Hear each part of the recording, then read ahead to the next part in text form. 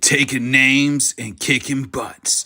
This is Headkicks and Haymakers. Welcome, good morning, fight fans. This is Headkicks and Haymakers, our first ever episode. You can always catch us here on the Bodkin Show channel and also Let's Talk Sports channel on YouTube. I am Bodkins. That's right. I also have my own daily show, as you guys have all been a part of. We've always talked UFC on the Bodkin Show. So me and these two knucklehead friends of mine decided, hey, we love talking MMA. We love talking UFC. Let's do a weekly show together. So I am joined and will always be joined every week now on Headkicks and Haymakers with Mr. Craig with a K, Craig Koger, and also Mr. Smoking Amigo himself, Kenneth Miller. Welcome, boys, to the first ever episode of Head Kicks and Haymakers. What's up, boys? Hey, yeah.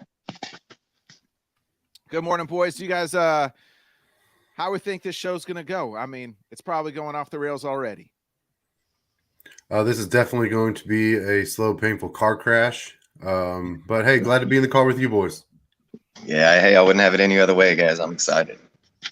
And I'm always the one driving no matter what. And everybody always complains about my damn driving, and here I am steering the ship again.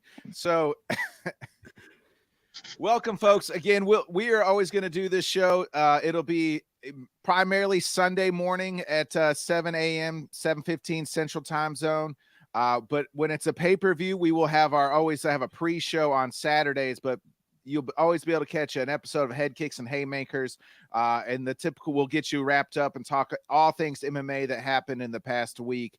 But when there's a UFC pay-per-view, we'll always come on and do a Saturday show and talk about the fights, and you'll still be giving out the belts. We'll still be making picks on these preview shows, just as you saw as we did last week on the London card. If you missed all that, make sure you check that out on the Bodkins channel and Let's Talk Sports, just UFC, our UFC London show. That has now inspired us to kick this show off. So, boys, before we get into the UFC 277, it's Michael Chandler was talking last week. It looks like it's going to be him and Dustin Poirier. I feel like this is a fight that we've been talking about. It's still not quite on the books. I mean, Dustin and Chandler got into it the last UFC pay-per-view. I mean, this is probably another title eliminator fight. I'm surprised it's not on the books already. Kenny, what's your thoughts here on Chandler and Poirier before we get into UFC 277? Yeah, same. I'm surprised it's not on the books too. Even before their altercation, before any Twitter spats, this fight it makes a lot of sense. It's two top 5 guys. Poirier's lost to Oliveira. Chandler's lost to Oliveira. You know, Chandler lost to Gaethje too, where Poirier didn't. But I mean, it's two guys that are kind of right in that mix of they're both a fight or two away from the belt. They need to get back in there. Chandler's coming off the Ferguson fight where he's got a lot of hype. He's trying to keep going, and he needs somebody with a name to keep it going. I can't believe that this fight's not already on paper. I think now you kind of have to. The lightweight division, there's some other fights starting to get made where you're going to have to start figuring some things out up there. So a fight's got to be made for both of them anyway. Just put them on a card together. Now there's a little bit of beef to go with it. It's going to hype itself. This fight's going to sell itself. You're not going to have to try. Just give it a chance to. You know what I mean, Dana? Yeah, Craig, I mean, it seems like Dustin here, he asked for a fight this summer, but I mean, summer's now wrapping up and that card's not on the books. He's been kind of on the shelves for a while here. I mean, we did see Chandler kick in Ferguson's face. He did call out Conor, but Chandler's also come out and said, hey, I'm take Conor when he's ever ready, but I'm ready to fight now. So what's your thoughts here, Craig? Yeah, I'm kind of with you guys. I'm surprised this one's not on the books, but it sounds like, I mean, it's all but happening. And it makes a lot of sense. Both these guys need to fight, and Chandler did call out Conor, but Chandler called out Conor, I feel like, kind of for the showmanship. I mean, he wants those kind of fights, like how him and Gaethje's fight was. Even though he lost that fight, he loves those fights.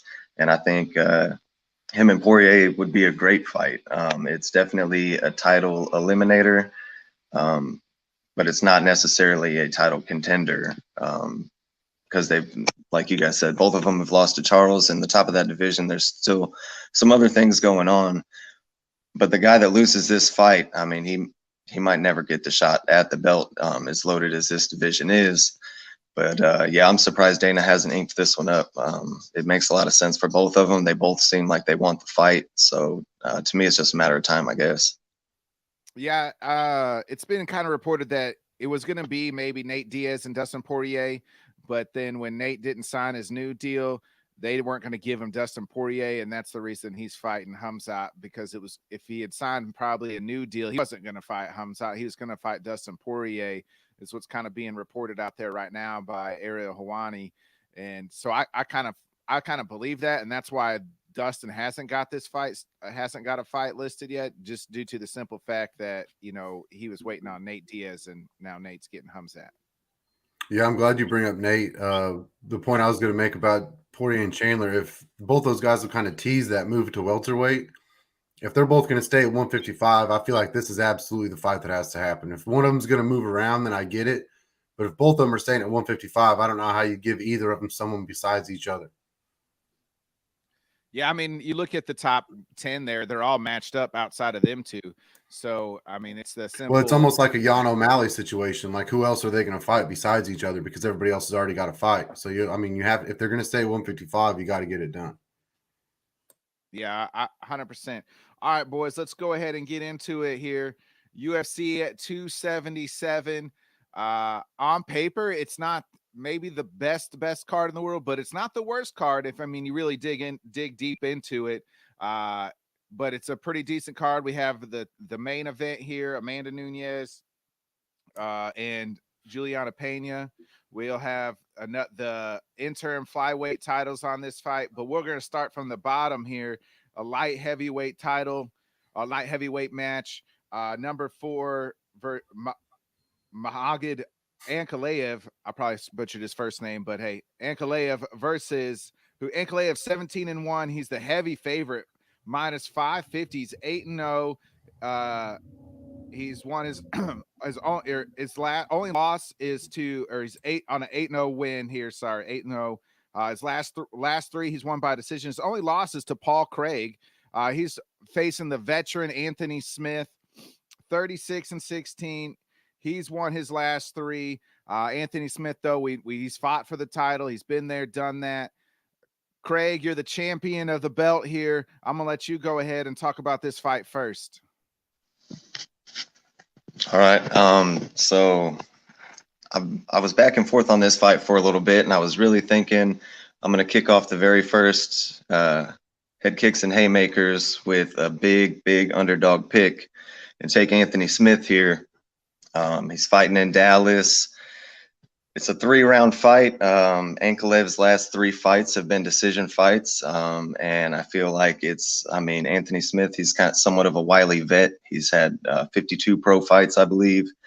And just in a 3-round fight, I thought maybe, man, this is a sneaky fight. I could take a big underdog here with Anthony Smith.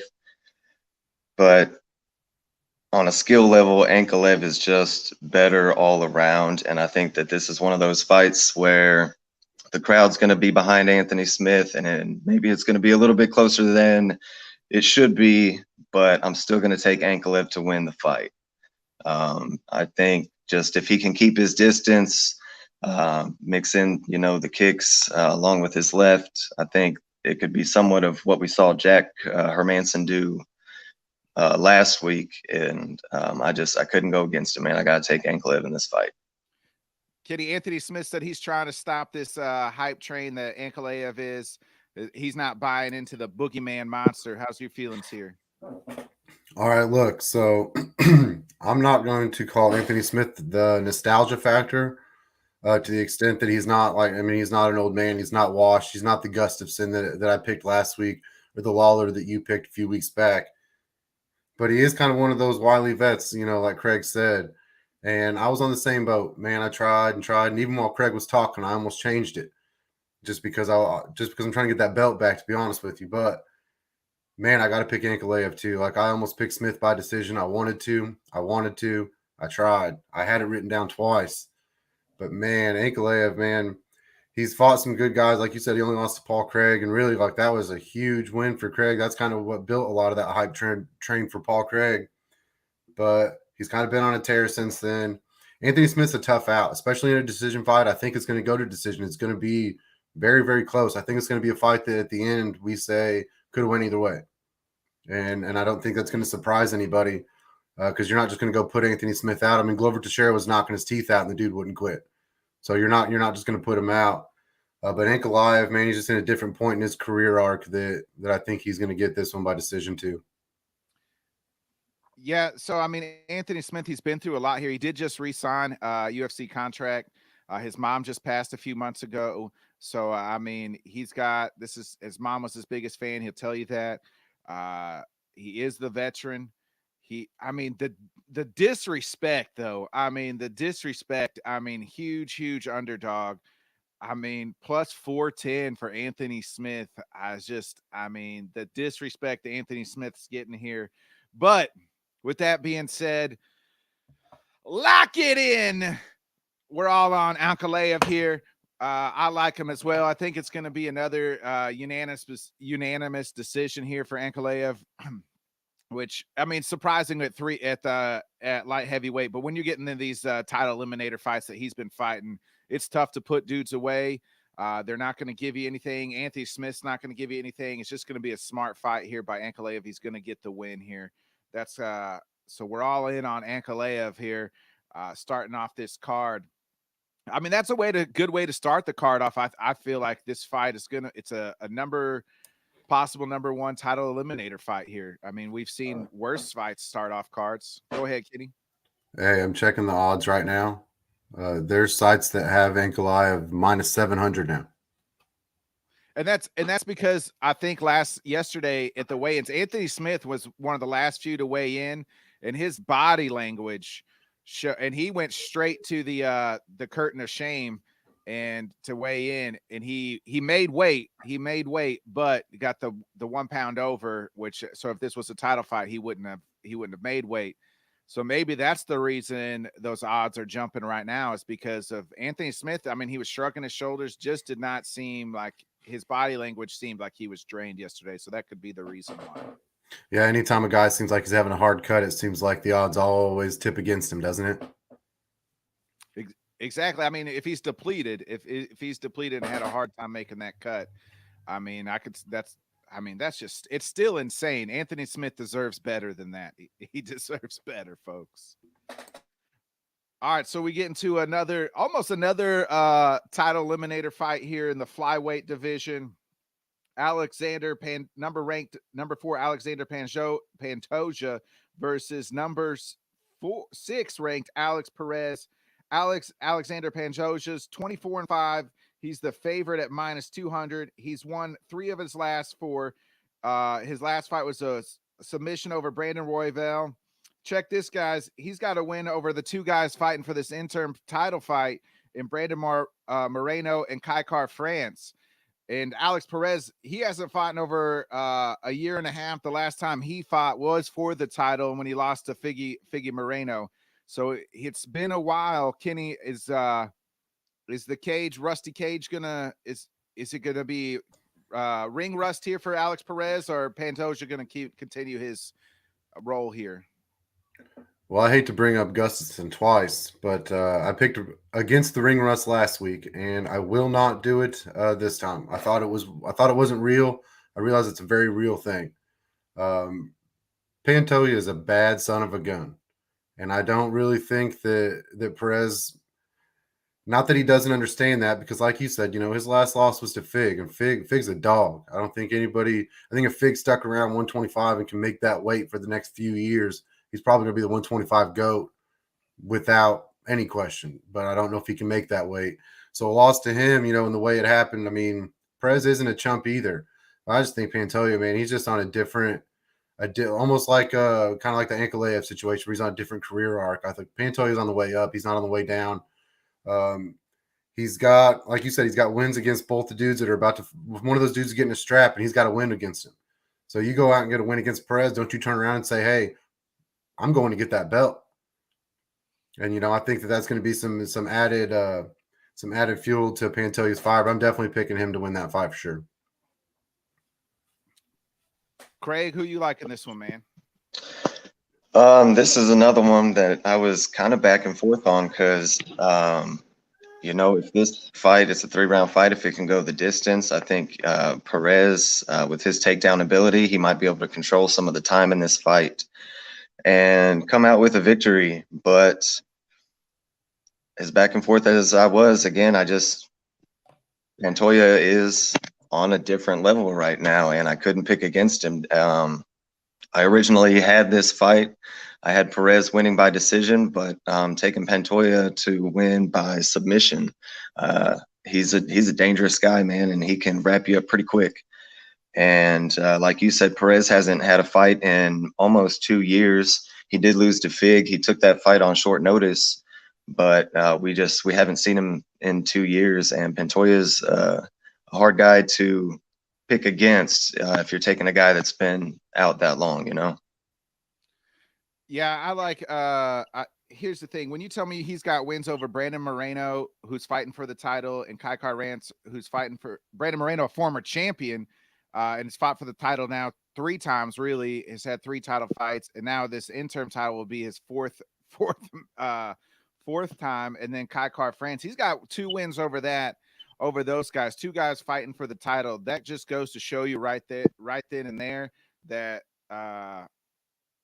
he is one tough SOB and has beat the who's who in this flyweight division. I'm lock it in. We're all 3 on Alexander Pantoja here. We're all 3 for 3, all in on the first 2 fights. So, Craig, we go from one end of the weight scale, from the really small, skinny guys. That fight too. Sorry not to cut you off, but go ahead. You kind of alluded to it a little bit, and it'll be part of the post show, obviously, depending on how it goes. But Pantoja wins this fight. I mean, the timeline's perfect. He probably gets the winner of Moreno and Kykar France. Well, I mean, they got to have the titles aligned together with Figgy. I mean, correct, but I don't know. Pantoja, like you said, his wins. Like, who's next for him if he does win? You know, that's kind of part of our post show if he wins. But so, and here we'll just talk about it right now. I mean, before we get into it. So, because Figgy has come out and said he'll be ready to fight in December. He's going to be at the fights. At first, he was kind of against this interim fight, but now he's kind of on board. Realizes it's more money when it's champ versus champ. But I mean, if Pantoja does win, you're right. I mean, he'll have a huge case of why he can't take a title fight. But you're going to have to do the 2 titles. But Figgy's also out there complaining that he wants more money and he's ready to move up to bantamweight. So maybe he vacates the flyweight title, and then you can do Pantoja versus the winner of Kykar France and Brandon Moreno. I mean, that would be the most logical thing, I think. But yeah, I think he definitely has a case if he wins this fight just with the wins that he has, you know. Yeah, exactly. I mean, he's beat the 2 guys fighting for the interim title. So, I mean, he could very easily, this is a title eliminator fight for him. I mean, he'll have to sit for a while. I mean, he probably won't fight until maybe next year, because if they're going to fight, do the, you know, align the titles together here in December, that's what Figgy's talking about, you know, then I guess maybe you're looking at, I don't know, March maybe of next year, depending on how banged up they are from that title fight. Figgy has taken a lot of time between fights here recently. It seems like he had like those 2 quick back in 2020, those 2 quick turnaround fights where they fought in like a month, and then he's taken like 6 months every time, it feels like, between fights. So what you're going to see with guys like Fig, guys like Ngannou when he wins, the travel restrictions and the things you have to do to get around the world, just like with Dan Hooker, how long it takes him to get in and out of country every time he's got to go somewhere. That Fig fought back to back in 2020 because if he left, it was going to take him 6 to 8 months to get back. So he had that quick turnaround. And now you see when he goes home, he knows it's going to take him a long time to get back. And so every time he goes back to Brazil, he knows it's a 6-month journey basically before he's going to come back here and fight again. So I think that's why you see that. Fig's going to have to figure out what he's doing before really any of this stuff can shake itself out. Even if Pantoja has to sit until next May or June, if he has got to sit a year to fight for the strap, I think he's going to do that. I think it's worth it for him rather than go out there and take a loss that you never fight for the belt. Just take that year off and go wait, let them figure each other out. And then you get to either fight Fig, who's fighting for that 125 GOAT situation. He's going to start saying that as the more money he makes and the more wins he gets. So you're either fighting him or you're fighting the Moreno Kykar France winner you've already got to win against. So either way, that fight's going to sell itself as well once it gets here. So I'd sit if I was Pantoja if I win it tonight and just wait next year and fight for the belt. Yeah, his best bet would be hope that Figueiredo decides to vacate the title, moves to bantamweight anyway, and then fight the winner here later. That matchup we're going to talk here a little bit later, the Kykar France, Brandon Moreno. I mean, if that's what Pantoja, I'm telling, hey, Moreno, go to bantamweight, please. Yeah, no, So I honestly, I mean, Fig, we know Fig's had trouble making 125 already. His very first fight against Benavidez for the belt, he couldn't even get the strap put on him because he couldn't make weight for that fight. So 125 is hard for him. I've kind of said it every time he fought. I thought when he lost to Moreno, he'd go up to 135. But he came back and got the belt back. I do obviously think that move to 135 is in Fig's future, but there's also a reason he moved to 125. So you go back up there. I mean, you're putting yourself in that same boat of why you left. So it's going to be interesting. He's going to have to evolve a little bit if he's going to go to 135. But I think he's not going to have a choice, man. He's getting a little older. It's hard to cut all the way down to 125. And he gets so big. He's a big flyweight. I mean, you look at him, he's just bigger than everybody else. I mean, they said he gets, big, like really big for any of these flyweights. He's just got a bigger guy. I think 135 is probably going to, like you said, Kenny's getting older. It's already harder to cut that weight for him. It'll be the move to 135 sooner. I think that he's probably got more fights at bantamweight more than he does at flyweight here.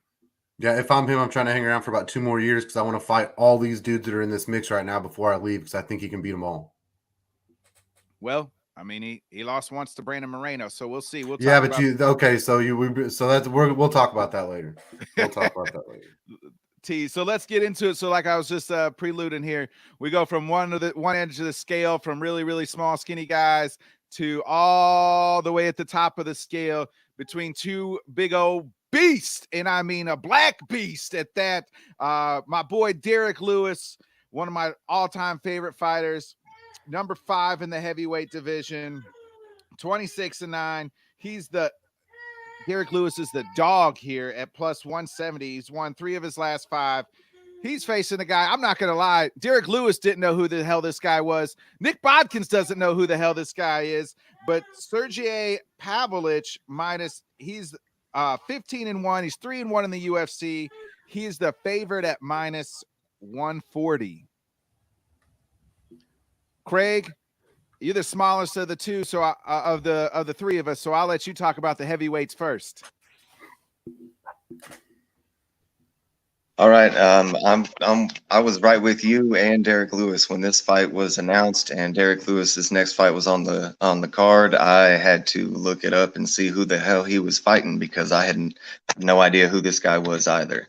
And then when I looked at the odds and saw that he was favored, I was like, man, is this guy that good, or is Derrick Lewis getting disrespected here?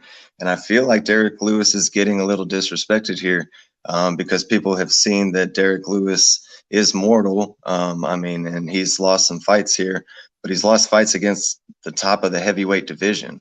And this Pavlovich doesn't really have wins over anybody.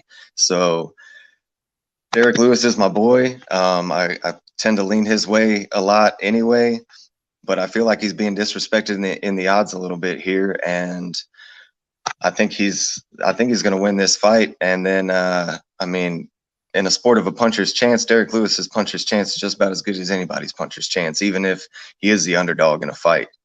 But I think he's fought the top of the division. He's proven a lot more, even in his losses. I mean, we've said it before.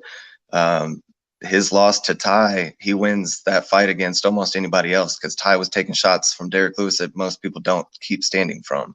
And so I couldn't go against Derrick Lewis. And I'm locking him in as my dog of the week. So, yeah, Derrick Lewis tonight in Texas. Kenny Craig brings up a good point. It's in Texas, which Derrick Lewis's last few fights in Texas have not went so well.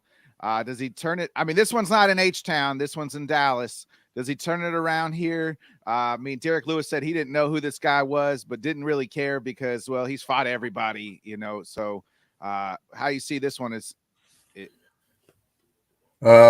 First, hey, Pantoja is my lock of the card, by the way. I forgot to tell you that in the last one. Okay, you got Pantoja as your lock? Yeah, it's my lock. And Sergey was going to be my dog, man. I was hoping whenever I looked at the odds because of the rankings that he would be the underdog in this one. But rightfully so, they have him favored in this fight, which I know is probably going to piss both of you guys off hearing that. But you may not have known who he was, but if you watched a few of his fights, you damn sure know who he is now. I think that there's a difference. So you look at these guys, the Chris Dawkinses, the Tai Tuivasa's, the Sergey Pavloviches, you get these guys that have a chance to fight the upper echelon guys. And ever since, you know, this realm has been happening, you know, Tom Aspinall got his shot as well. And against Volkov, you know, you see these things going down. And Tommy was able to do it. Ty was able to do it. Dawkins got put to sleep. And I just look at Pavlovich, and I think if they'd given him anybody but Derrick Lewis, I would pick against him. But they gave him one dude who's willing to stand there and bang with that big Russian too. And I think Pavlovich is a little crisper of a striker. I think he's a little better at using his range. And now that we've seen Derrick Lewis get knocked out, is it going to be Chuck Liddell syndrome where once it happens once, it just happens every time? Because they keep feeding him these big, giant, hammer-swinging big boys. And, I mean, we've kind of already seen it happen once. We saw him get rocked. Now, yeah, Ty took some shots that nobody else does either. But, I mean, outside of the Alistair Overeem fight, Sergey Pavlovich has looked like one of the better heavyweights. Now, he's got to fight the better competition to prove it. But I think that he gets the win tonight and proves it. So you're on Pavlovich. Yeah, I'm taking Sergey Pavlovich to win by second round KO. All right. Derrick Lewis is kind of in the gatekeeper role now in the heavyweight division. So I mean, it's a big fight for Pavlovich to kind of move up into that top or higher tier guys, you know. If they gave him a Blades or an Aspinall, which I know they just fought, but just one of those more technically sound guys that was better all around, I'd pick against him for sure.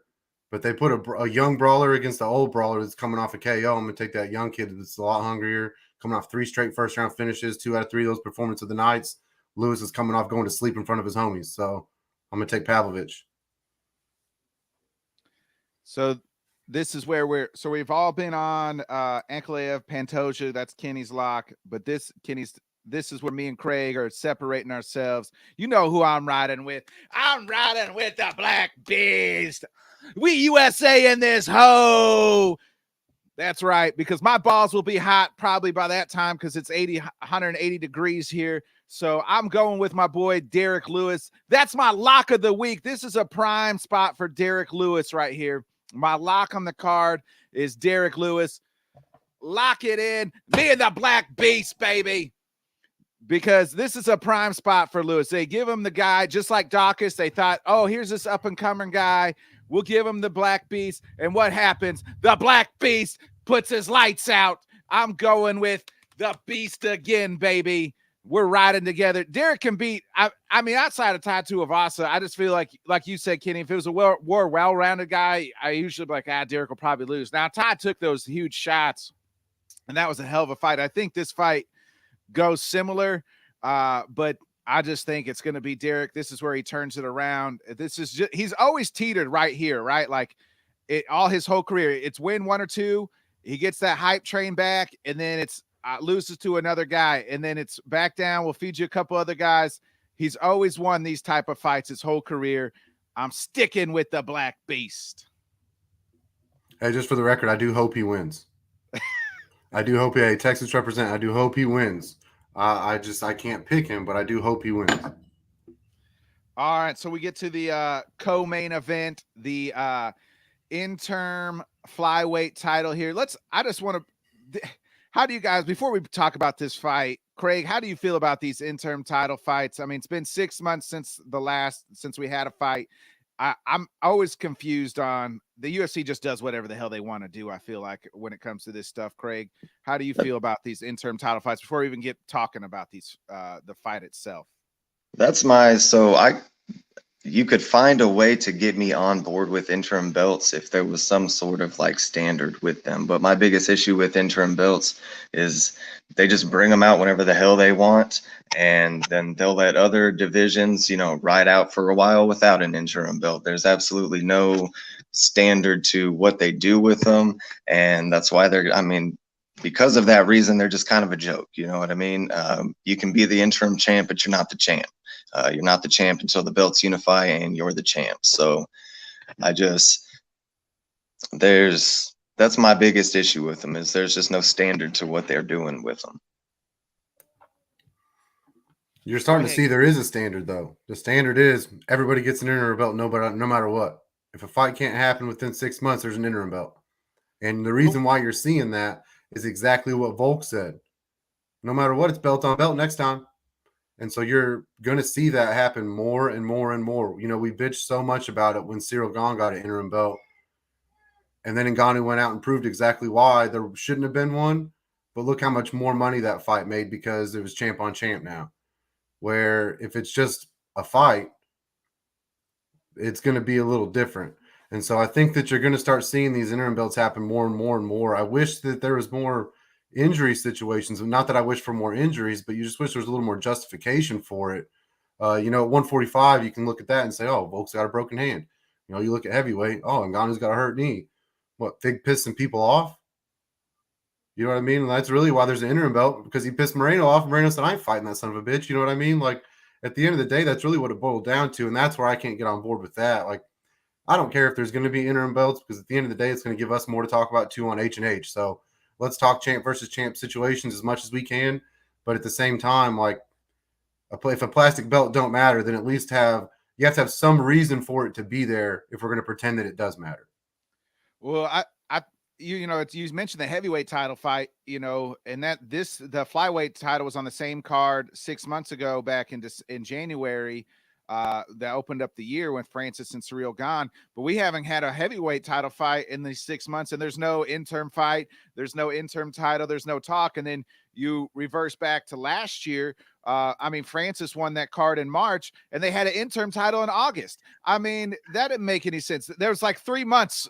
It's a little more than 3 months, but it's not even 6 months from March to August. And you're over here saying, oh, well, now we're going to have an interim title. I mean, we haven't had a welterweight title since November, so that's over 6 months. There's no talk there. I mean, that's next month's card, but still over 6 months. So it's either like, hey, that's the thing, is like they need to have a precedent. Like, if you can't defend your title once every 6 months, then you need to, or at least have it on the books every 6 months. Then we're going to have an interim title to keep it going. But other than that, I mean, they're just the reason they do that is just because, well, this card's not that great. We have Amanda Nunez and Juliana Pena, the rematch, and Dana said it was going to be the best women's rematch of all time, or the greatest women's rematch of all time.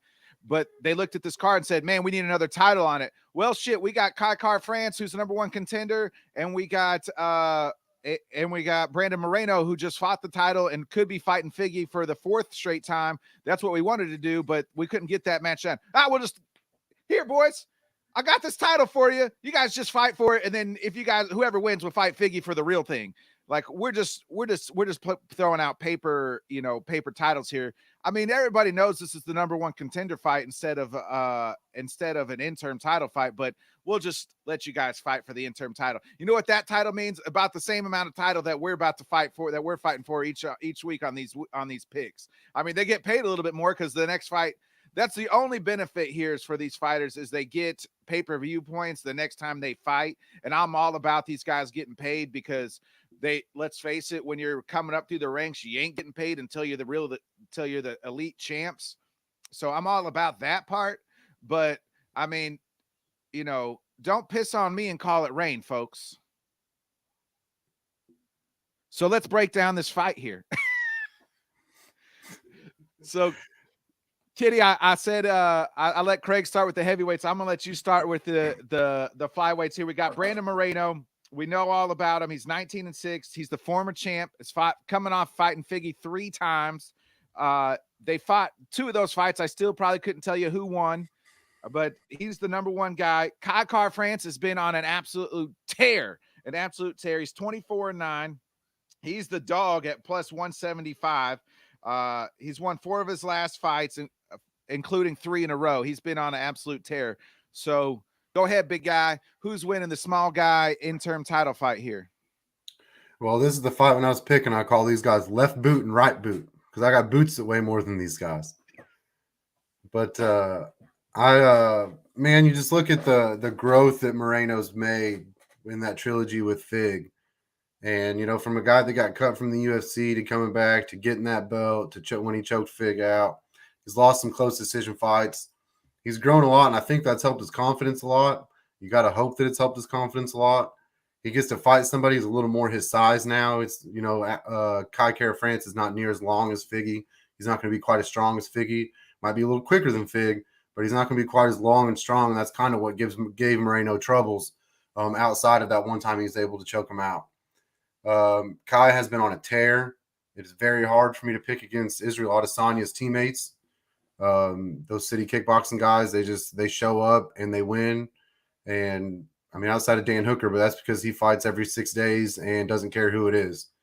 But in this one, I wrote this down. This is specifically how I wrote it down. Out of respect for the Fig Moreno trilogy, I'm going to pick Moreno to win by decision. But I will preface that with the caveat that I do think that Kai wins this fight. I won't pick against Moreno just because I feel like he's shown that outside of a guy that everybody shook their head whenever I said, man, if Fig wins a couple more fights, he could be in the GOAT talk at 125. So if it's your only loss basically in the last 3 or 4 years that matters is to that guy. And I'm going to pick you to win this fight. I'm going to pick you to be the best 125-pound man there is, not named Davison Figueiredo. But boy, Kai has been on a tear, and I just think that a decision fight, Kai's going to keep the volume up, and I think that he's going to probably end up pulling out a decision, but I'm going to pick Moreno for the card. So Kenny's on Moreno. Craig, Moreno's has a victory over Kykar France a couple years ago, so I mean, this isn't the first time they're fighting. So are you on Kenny's side here, or are you taking Kykar France? I'm on Kenny's side as far as I'm picking Brandon Moreno.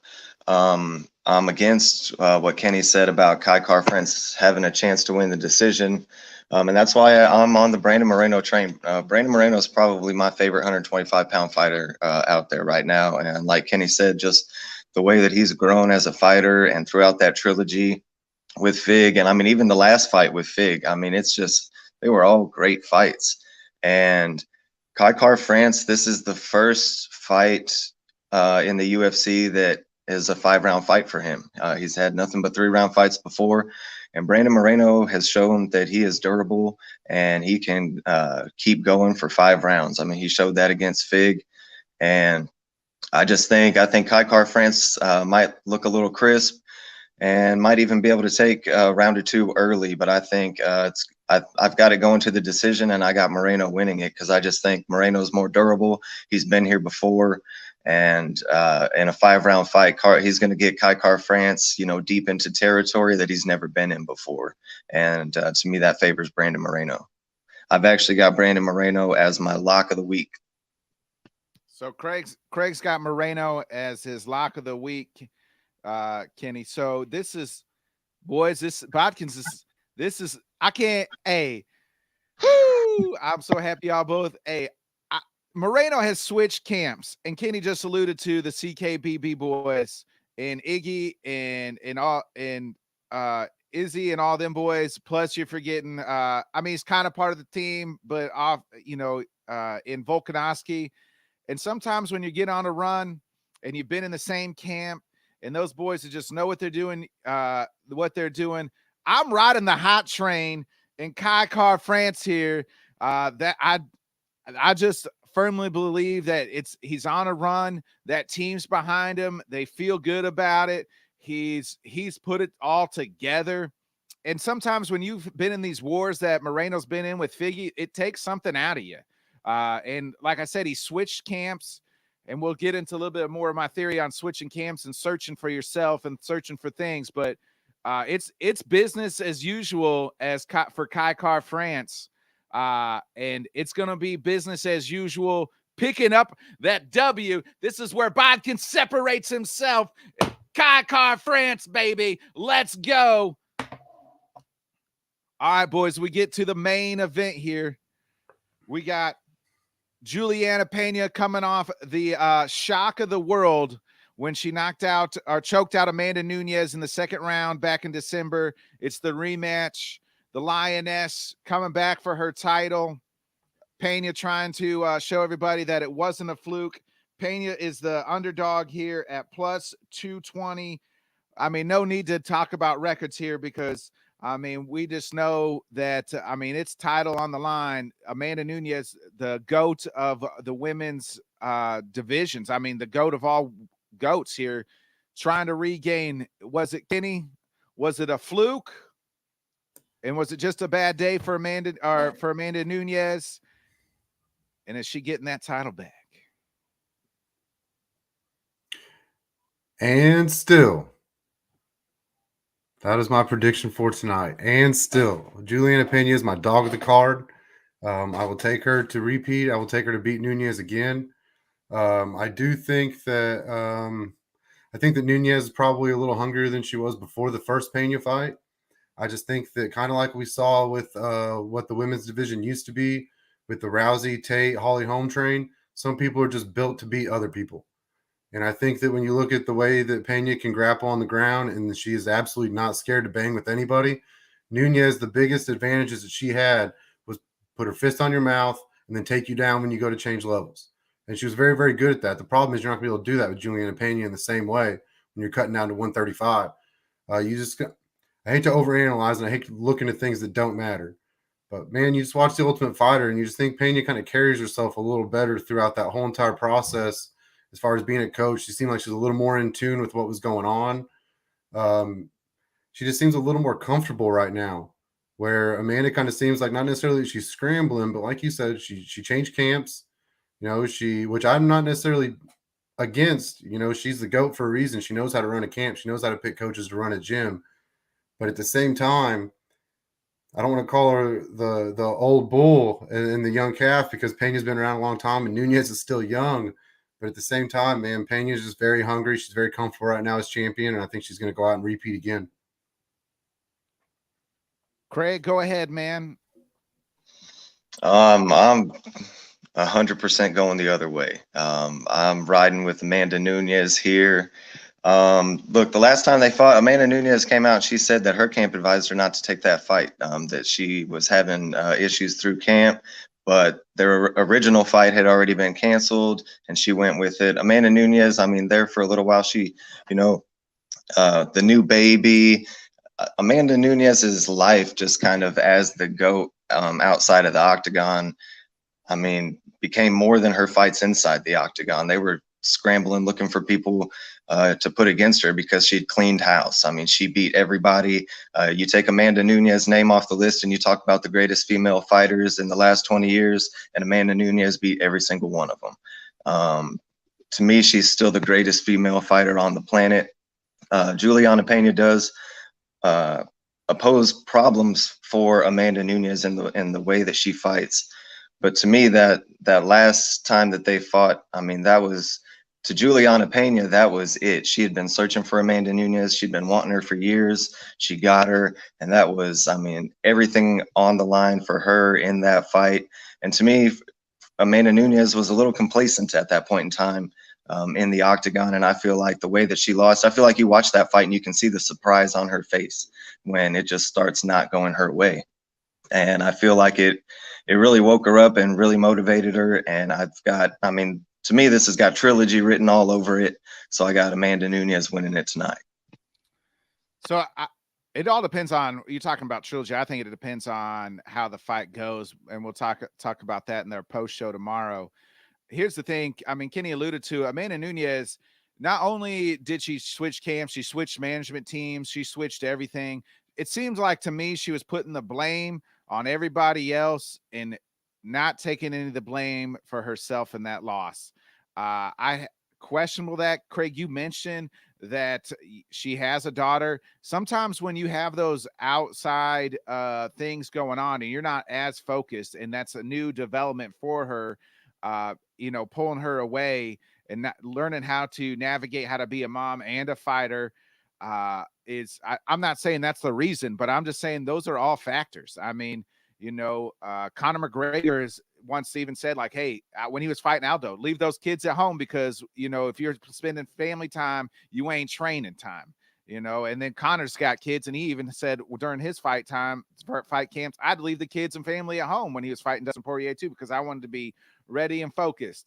I think who knows if she's doing that, and maybe ATT said, hey, Amanda, you got to leave the baby at home. And she said, no, I'm at this gym. Or maybe she was running from Kayla Harrison, which we'll talk about another day, another time. But I mean, many things. I mean, Amanda is the GOAT. No matter what happens in this fight, is the GOAT of the women's division. Craig, you alluded to that.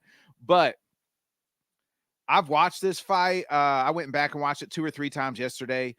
The first round was Amanda did some really good things, but Juliana did some good things in defending the takedowns and the defense. And then the fight changed once Pena got that jab going and was willing to make it a nasty. It's not a technical second round. I mean, it's nasty brawl. And if Amanda falls into that trap again, that's Juliana's game right there. She made it a nasty game. And my dog of the week, I like Juliana Pena too. Lock it in, folks. So me and Kenny's both dog is Juliana Pena. So again, this is how it works for anybody new here. You get 1 point for each win. You get 2 points for your lock of the card and your dog of the card. So 5 fights, you get 5 points plus 10, 7, 9 total points you can come across with if you're perfect.